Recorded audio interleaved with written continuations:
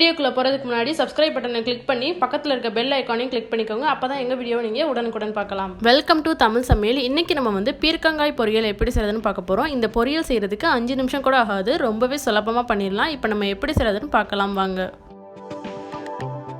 இப்போ ஒரு கடாயில் 1 டேபிள் ஸ்பூன் அளவு எண்ணெய் ஆட் பண்ணியிருக்கேன். எண்ணெய் நல்லா சூடாயிருச்சு. இது கூட நான் வந்து 1 ஸ்பூன் அளவு கடுகும் உளுந்தம்பருப்பும் ஆட் பண்ணிக்கிறேன். இப்போ ஒரு பெரிய வெங்காயம், 3 காய்ந்த மிளகாய், கொஞ்சமாக கருவேப்பிலை எடுத்து வச்சுருக்கேன். அதையும் இது கூட ஆட் பண்ணிவிட்டு ஒரு தடவை நல்லா நம்ம வதக்கிக்கலாம். ஏற்கனவே நம்ம சேனலில் வந்து பீர்க்கங்காயை வச்சு முட்டை பொரியல் போட்டிருக்கேன். அதை வந்து உங்களுக்கு நான் டிஸ்கிரிப்ஷனில் லிங்க் கொடுக்குறேன். உங்களுக்கு வேணும் அப்படின்னா நீங்கள் செக் பண்ணி பார்த்துக்கோங்க. அந்த ரெசிபியும் ரொம்பவே வந்து சுவையாக இருக்கும்.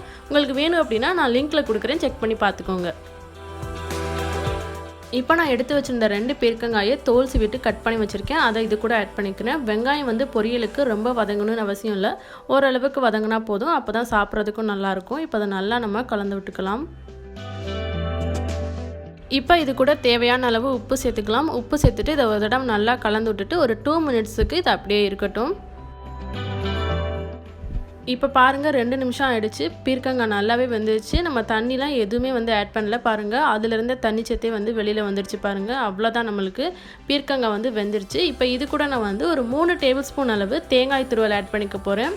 ஆட் பண்ணிவிட்டு அதையும் சேர்த்து ஒரு தடவை நல்லா கலந்து விட்டுக்கோங்க.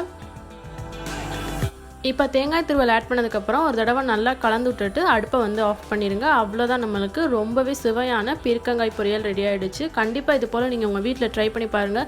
ஒரு 2 மினிட்ஸ் கூட ஆகாது இந்த பொரியலை செஞ்சு முடிக்கிறதுக்கு. அவ்வளோ ஈஸியாக பண்ணிடலாம். ரொம்பவே சுவையாகவும் இருந்துச்சு. ஸோ செஞ்சு பார்த்துட்டு எப்படி இருந்துச்சுன்னு உங்களுடைய கமெண்ட் செக்ஷனில் ஷேர் பண்ணுங்கள். இந்த வீடியோ பிடிச்சிருந்துச்சு அப்படின்னா லைக் பண்ணுங்கள். மற்றவங்களும் பார்க்கணும்னு நினச்சா ஷேர் பண்ணுங்கள். மறந்துடாமல் தமிழ் சமையலை சப்ஸ்கிரைப் பண்ணிவிட்டு பக்கத்தில் இருக்க பெல் ஐக்கானையும் கிளிக் பண்ணிக்கோங்க. தேங்க்யூ.